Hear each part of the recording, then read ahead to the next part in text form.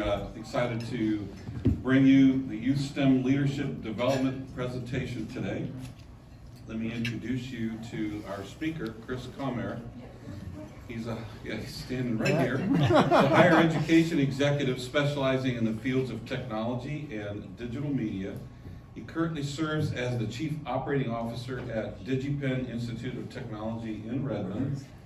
DigiPen is recognized as a global leader in technology education, particularly in the fields of video game development and computer animation, with graduates around the world who have gone on to transform the digital entertainment industry. Prior to his role in executive leadership, Comair worked as a team leader and designer on several research and development projects involving aerospace, motorsports, media, and other technology industries. Outside of his professional life, Comair is an avid rock climber. I thought I was going to say rock star. I tried, I was really bad at guitar.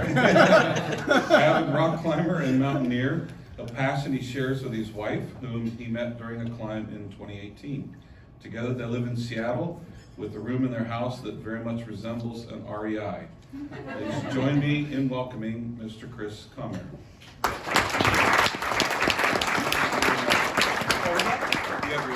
I think I need this. He needs that.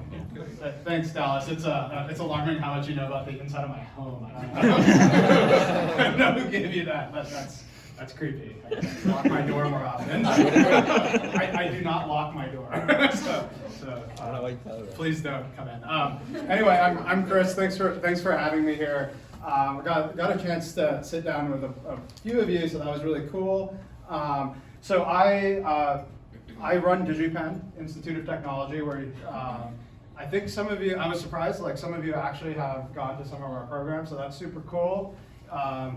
But I'm not really going to talk about like going to DigiPen too much today because that is probably going to be like really lame for all of you who don't want to make video games for the rest of your life. So what I will talk about a little bit is just like a lot of you are pretty high achieving, it seems like. I got to sit down with a few of you. I'm really impressed by all of you. First and foremost, I'm really impressed. You're out here, you may be skipping some school, but that's cool. But overall, like it's really cool that you're taking your life fairly seriously at this young age, because not everybody did, such as myself. And first of all, I just want to like give you a round of applause for being really wonderful students. So I'm gonna do that.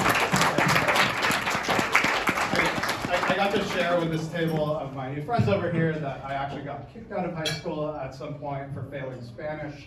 I was apparently not college bound, so take that, Bishop Blanchett High School.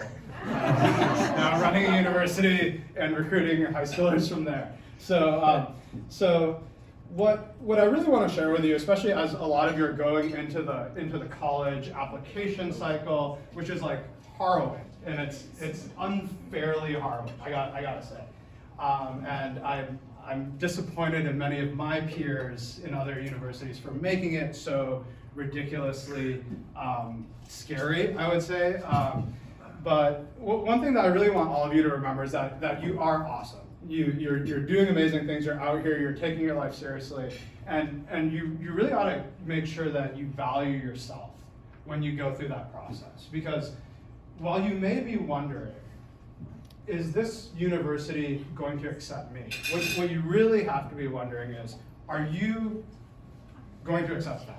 Right? Are they a good fit for you? Because you're going to give them time. You're going to give them part of your life forever. That life ain't coming back, right?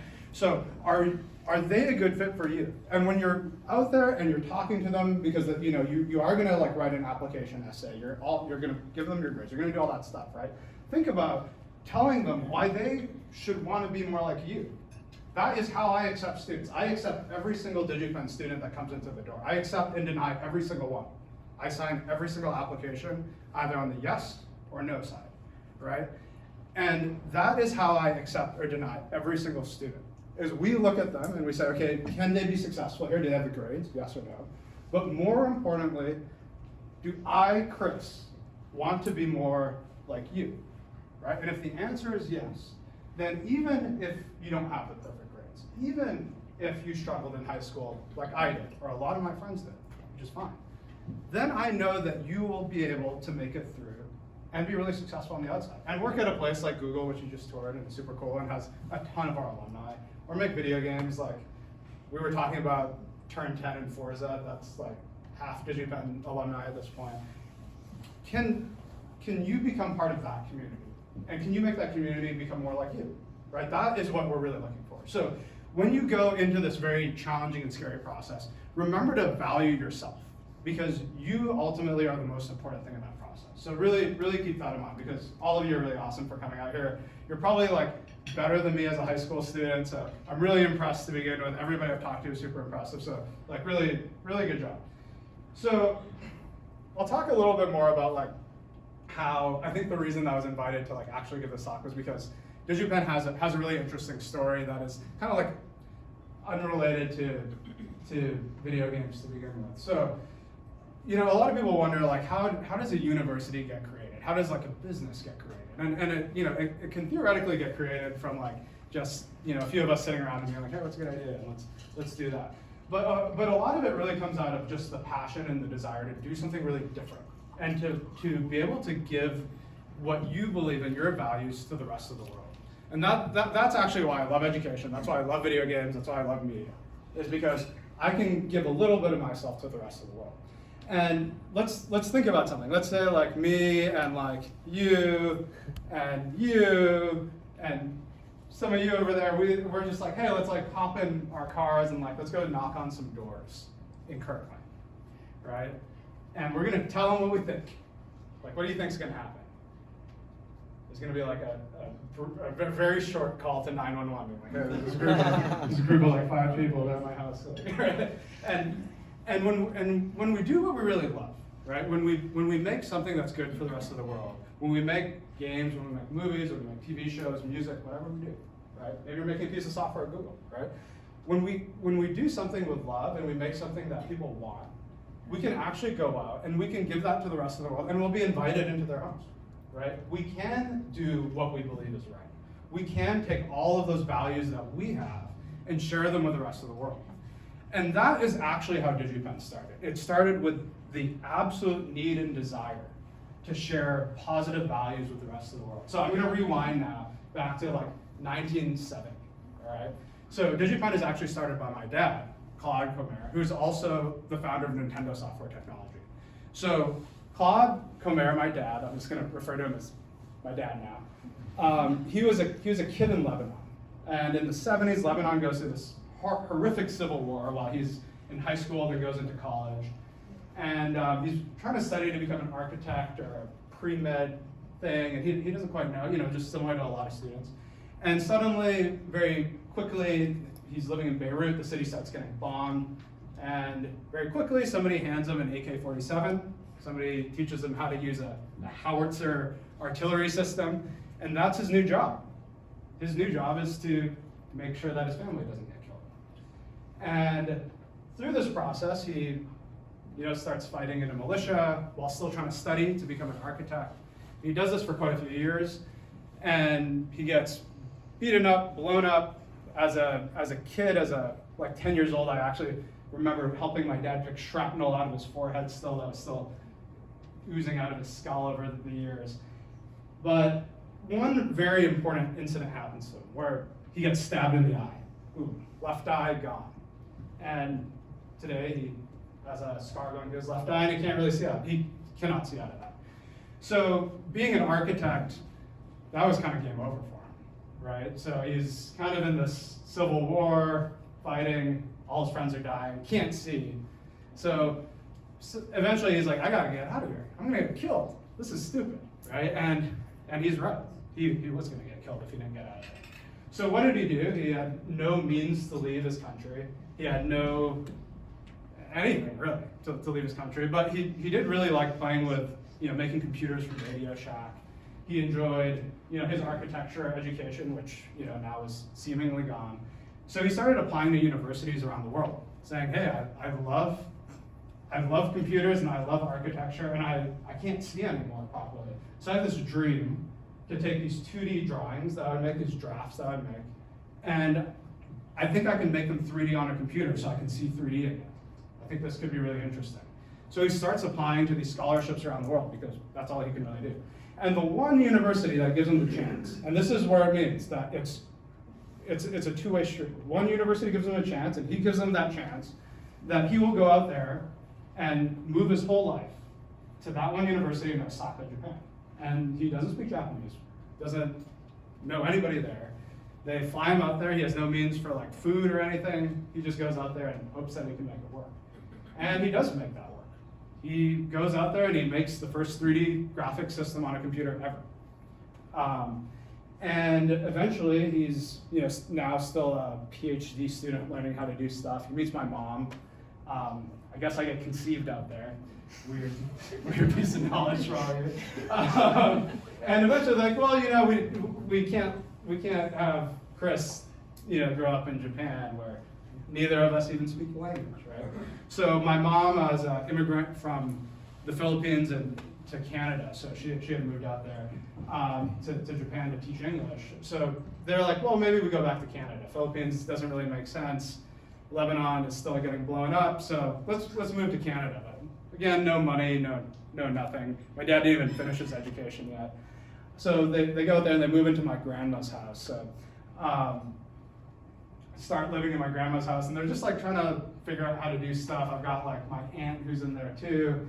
And eventually my dad's like, well, probably should start making some 3D graphics for a living because otherwise I'm doing nothing. So he puts a job ad in the newspaper saying like, hey, I want to hire some 3D graphics people. Anybody who wants to do this, like come knock on the door at the house, which is why I don't lock my door, as it turns out, right? So nobody really knows how to do this. So people just start knocking on the door. He's got the job out there if you want to do this. So people come and knock on the door and they say, hey, I don't know how to make 3D graphics. I don't know how to use a computer. I'm an electrical engineer. I'm a whatever scientist, mechanical engineer. Can you teach me? And he started taking them in, and they'd live in our house, and he'd teach them how to become 3D graphics developers. And then after a few months, there were enough people living in our basement that they could actually make some commercials for TV shows, or for TV stations. And we just ended up leaving the door open and letting more and more people come in. They were working for food and bus passes at the time.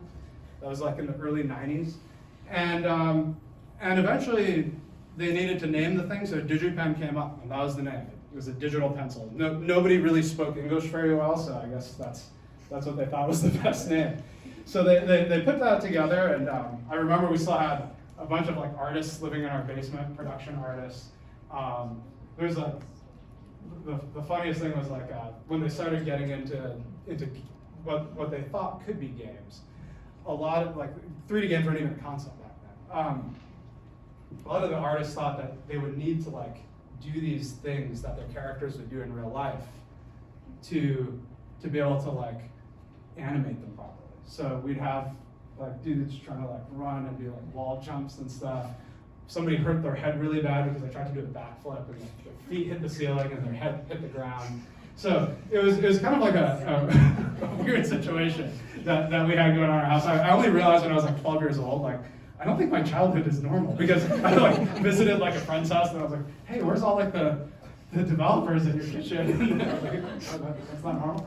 But so it kind of started as an open door, as education and development, where one could not live without the other. There was not enough people to do the thing. There wasn't enough thing to make the people. So everybody just tried really hard, and eventually it actually did work out. So eventually,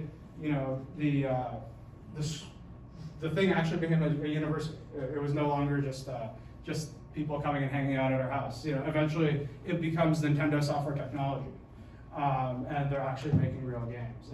And it's all through this burning desire, this need to share your positive values, your love with the world. And it actually goes back to like why Nintendo doesn't really make violent games. It's because the people who really started these productions came from very violent pasts and reject sharing that with people in the future. So what I really can say is that whatever you do, whatever you choose to do, whether you do go into media, whether you go into medicine, or really anything, like share what is positive about you. Share all those positive values, because that is really what we're out here to do, right? And that's what any of us want to do. We don't want to go be like, we were using this term before, like we don't want to go out into the world and be NPCs, right? Like, why? Right? Go out into the world and do something cool. Like, show the world who you are, and make them take on that value of yours, because they will. If you do have good values, they will. So that's really all I have to say. If you want to make video games, you come talk to me. I can tell you for a year how to learn how to do that. But for the most part, I just wanted to share just really be yourself. When you go into the college application cycle, value yourself first and foremost, and the schools will come. So enjoy lunch. Congratulations being awesome high school students. Again, I really respect all of you. And just have fun. Yeah, enjoy. Thank you for having me.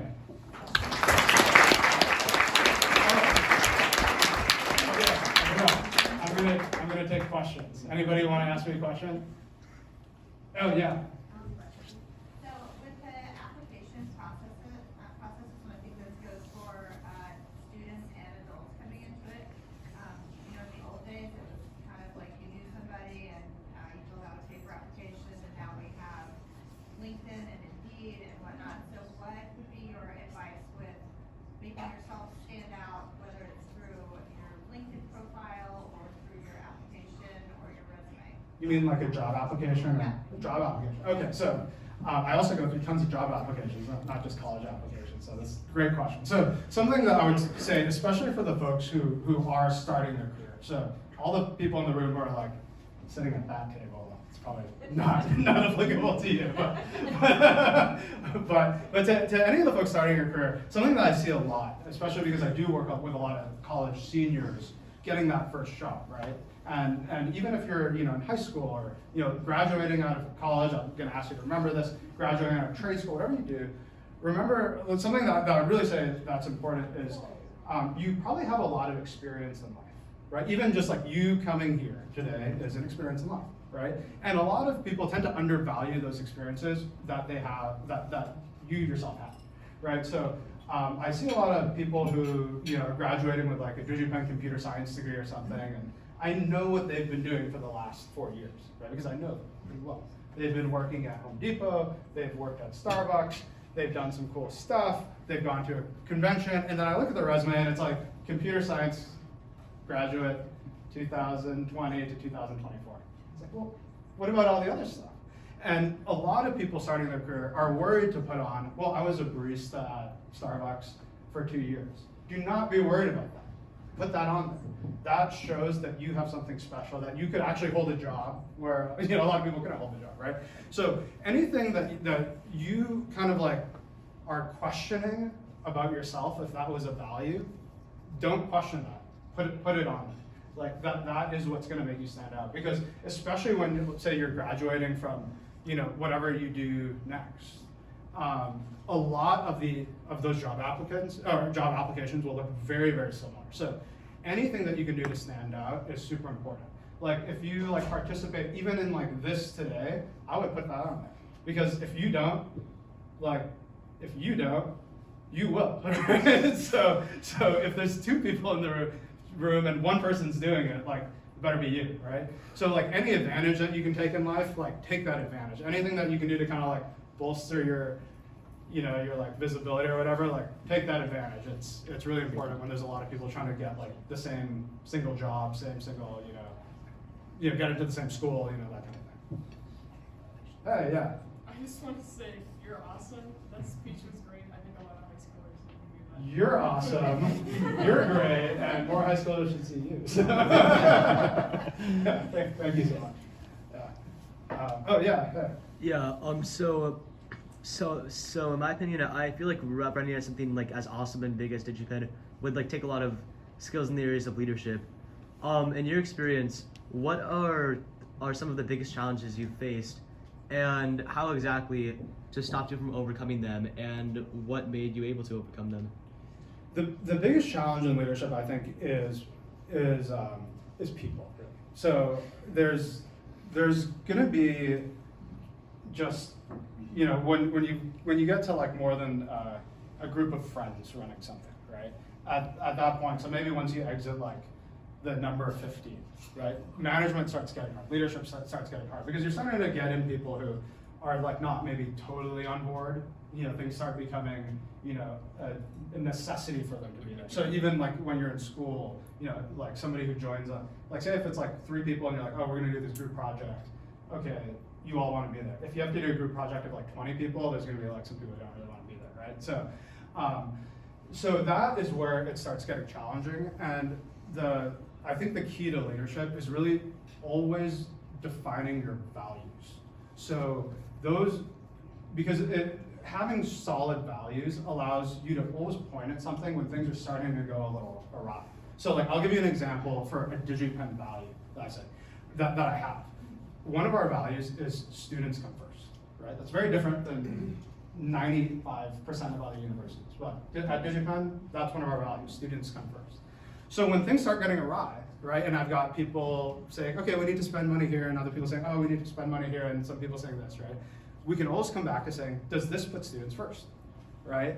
And even if some people don't fully believe in that value, right, which is reasonable once you get, I think I have 800 employees, not all 800 are gonna totally believe in that every single day, right? And that's okay.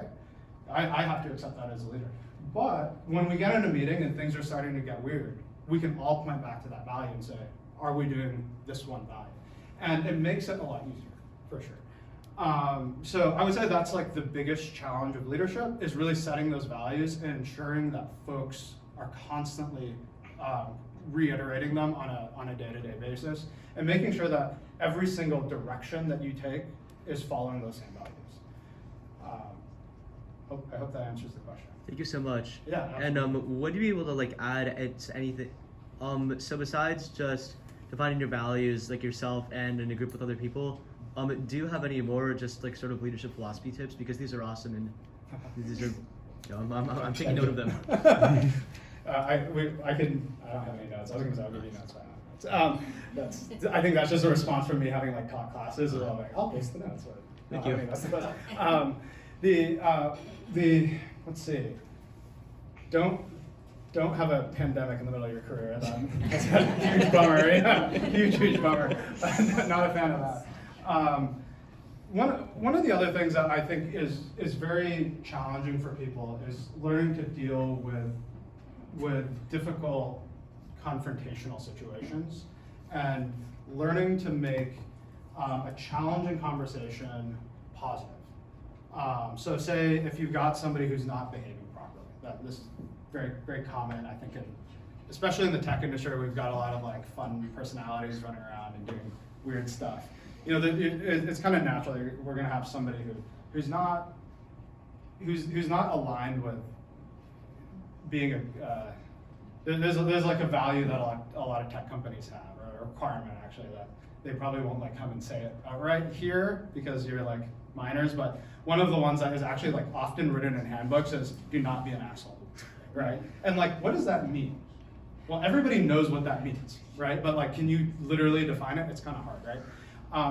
But that is like being able to talk to a person about them being an asshole and in a respectful way is really important, because when you're dealing with somebody who's not respectful, it's really easy to be disrespectful, right? Like if somebody like comes and punches you in the face, the first response is probably that you want to punch them in the face back, right? So in a leadership setting, that's not, I mean, maybe leadership like with like the Huns, that was important, right? But as of today, you know, if somebody comes and is behaving disrespectfully to you or somebody else, as a leader, it's really important to help course correct that immediately, so it doesn't become part of a company culture or part of an educational culture. The other one thing that I really like to hit on, which kind of hit on earlier, is I really think it's important to especially like all of you are like pretty good, and probably some of you are gonna like make your own companies and stuff in the future. Something that I really urge you to consider when you make that, or just when you're applying for a job or a school, is really to think about when you have a culture. A lot of companies, especially in the tech industry, you know, they set these like cultural values, right? And they're like, oh, okay, we're gonna like party hard and play hard. We're gonna like, go to happy hours every Thursday and we stay out till midnight, right? Stuff like that. I mean, I'm sure you've all like seen this, heard about it, stuff like that, right? And like to me, that's like, that's ridiculous, right? So really the culture that I think is important for all of us to remember is what I was saying earlier about college applications, which is the best cultures that you can set and expect, more importantly expect, is one that hopes to become more like the people that they let inside. So just like I was saying with like college applications, I think about that when employing people too. When I look at applications where like college or student, to me it's all actually kind of similar. I think about, do I want all of us to become more like this person? Not, does this person fit in with all of us, right? If I just try to choose people that fit in with me, we're gonna get a bunch of like weird dudes just who stand up and talk about random stuff, right? Like, and sure, I have a few of those as well, but it really is about bringing in more people who have positive values, who are not just my own, right? My personal values, the different ethics, all this stuff, right? And by inviting people in like that and making sure that everybody respects that when a person is brought in, because that they are of equals, whether or not there's, in my situation, a student or an employee, then you can really set a culture where, we want to become better every single day, and we invite people in who we want to become more like. And I really encourage everybody to think like that when you're building your own company, when you're building your own team, even when you're making like a student project, right? Invite people onto your team that you aspire to be like. Right? And you will certainly become a better person for that, because you will become a little bit more. So that's my recommendation, my final recommendation, unless you really want to sit down for like an hour. Well, thank you so much. Yeah, absolutely. Oh yeah. I have a question. Like at DigiPen, I know it's about like video games and stuff, Yeah. but there's obviously also an art component to that, and I was wondering about how DigiPen combines those two things together and how people end up getting jobs in that, or like how does that interest translate into jobs? Yeah, for sure. So at DigiPen, we don't have any degrees that are like you do art and computer science. They're too much. Each one is too big to do both. So we divvy all these up into different degrees. So people who want to become artists, they declare that upon application. They submit a portfolio for drawings and stuff like that, and they'll be accepted based on that, plus a few other factors. But I think one of the really important things that we do that I feel like if you're looking at schools that have things like this, you should look for this too, is having folks work together from very, very early on. Because it's very rare in life that you're gonna work in a setting or just like live in a setting where everybody like has the same background, has the same education, is in the same place in life, things like that, right? That's very, very uncommon and probably very sterile if you're in a situation like that. So being in an environment that intentionally places people together that are doing different things, I think is really important. So for me, what that means is, selecting my students from different areas, different backgrounds, different interests, and then making sure that they have the environment where they actually need to work together from a very, very early situation, from like basically their first year. So my classes have a tendency to look like, okay, you have some like academic classes or some art classes that you are taking for your major, but then everybody is taking the same production classes. So like our computer scientists and our artists and our musicians are all sitting with each other, working together, making video games or like movies or songs or kind of whatever they choose to make. And then the stuff ends up being pretty cool. It's the one thing that I actually have to pull our students back from working on more. A lot of our students will put in 80 hours a week into this one class and then start failing the other ones. It's like, oh, let me reel you back, right? And make sure you pass your academic classes too. So that's how we do it. And if you're thinking about getting into a field where you do have to work with a lot of different, just demographics, I would totally recommend looking at something like that. In whatever school you go to. So that may look like a capstone project, group projects, who knows what. Yeah. Hey. Where do you see the future of game development going, and what functions will it go off? Oh, that's a sweet question. Okay, so I can talk about this forever, right? So I'll try to give like a brief summary of what me and like other kind of like folks who are running this industry really think. So one thing that I think we're gonna see more of, whether or not players in North America like it, is, I'll back this up really quick. So what we're gonna see very soon is globalization of the gaming communities. We're already starting to see it, right? So game developers are starting to think a lot more about demographics that aren't just, this, 17-year-olds in Kirkland, right? For the longest time, the games were being made in Redmond and Japan, and some in California, and the demographics were very specifically male 18-year-olds in any one of those 3 locations, and that was it. And eventually game companies started realizing, well, that's a tiny demographic in this massive world of 4-some billion people, right? So one of the cool things I think about the game industry is that a lot of the values that we have of wanting to have more, the tech industry talks a lot about this, having more diversity in the tech industry, things like that, incorporating more, employees from different backgrounds. In the game industry, it's actually really necessary, because what we're trying to do is we're trying to make games for the entire world. And the only way to do that is to employ people from the entire world. So what the game industry is actually being very successful in this. We're seeing game studios launch in all different countries. We're seeing, we have tons of locations right now, and we're currently opening a university in Saudi Arabia, because that's a totally separate culture of its own, right? And those should be players and creators at the same time. We're opening one in Malaysia right now, because same thing. Those are players and creators as well. We have universities in Thailand, in South Korea, Singapore, Spain, because those are populations, those are demographics, right? So what that means is these games are gonna become a lot more popular for a lot more people. And that means that the player base is gonna globalize.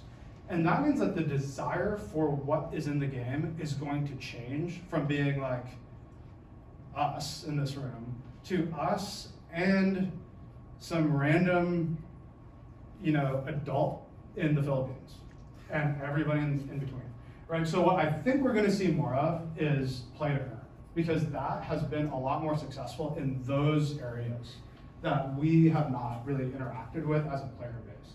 So I would not be surprised to see if we see a lot more social aspects to gaming that don't totally operate in a single language. Like we kind of see this in Among Us. You can play Among Us and communicate with each other without really speaking English, right? You can use very small things, right? So that is, I think, where it's gonna go with play to earn added into that, because there's so much of a population out in the rest of the world that's interested in play to earn. There's many ways to do that. There's a big hubbub around NFTs. Is that the way? Maybe not. I don't really know. I don't care that much. But I think it's going to go there. I think the other one that we're going to see, which is happening already, is we can think of an instance of a game. So say, for example, if you're playing, Fortnite, you're playing with a certain number of players, right? You're playing Minecraft, you're playing with a certain number of players.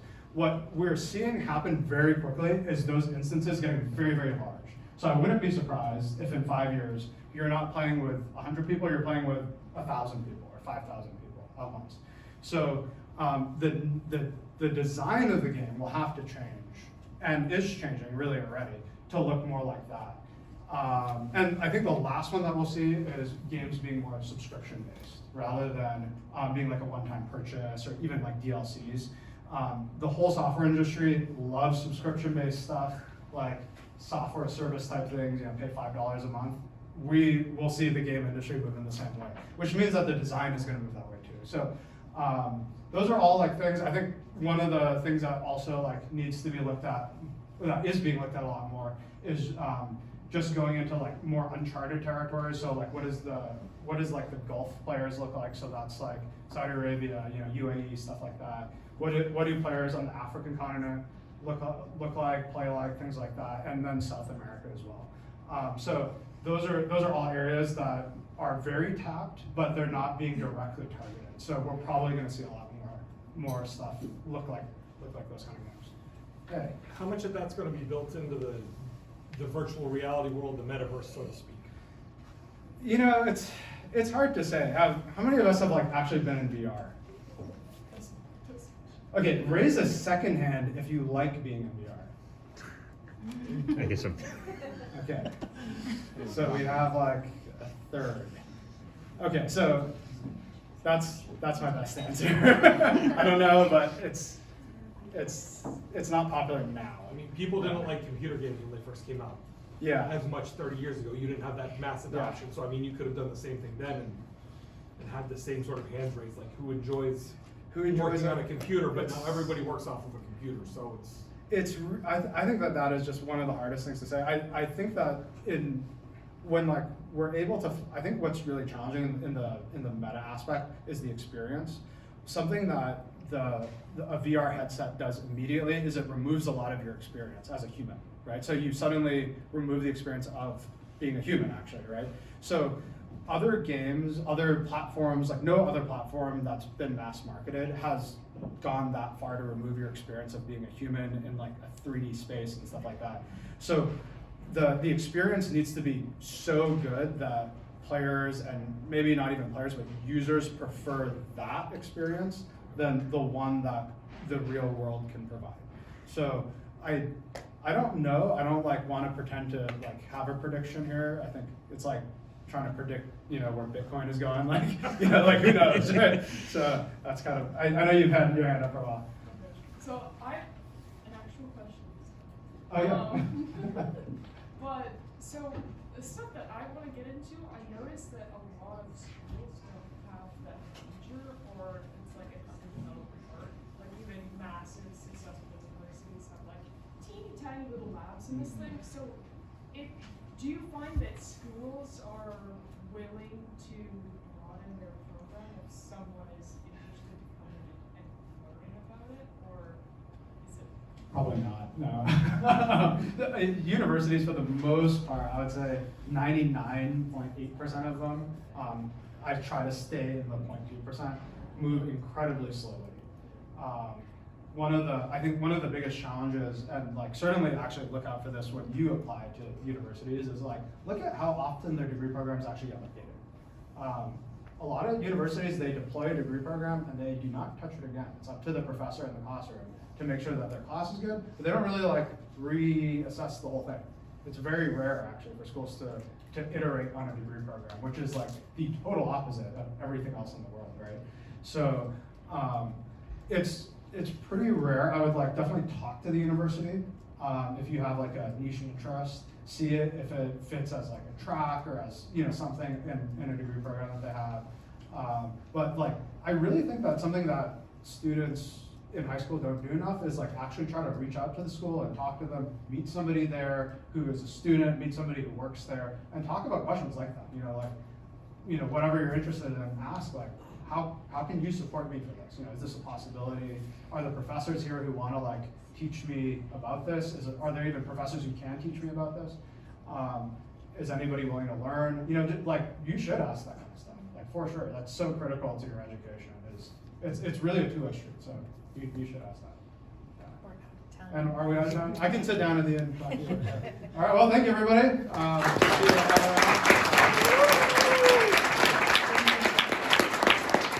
Thank you again to our sponsor. Thank you to Google. Thank you to all of the sponsors you see up here today. And again, all of the students and a few of the chaperones were able to come for free because of these sponsorships. This is under our foundation, our Kirkland Chamber Foundation, which helps to foster the next generation of leaders. So the adults in the room, if you would like to make a donation to help offset the cost of some of these lunches, we would love that. There's a QR code right on the screen that you can do that. And thank you so much for coming. There is a second Youth Leadership Development Program part that is going to be in March. And we will have a whole new round of students here talking about civic leadership and engagement. So thank you for coming today.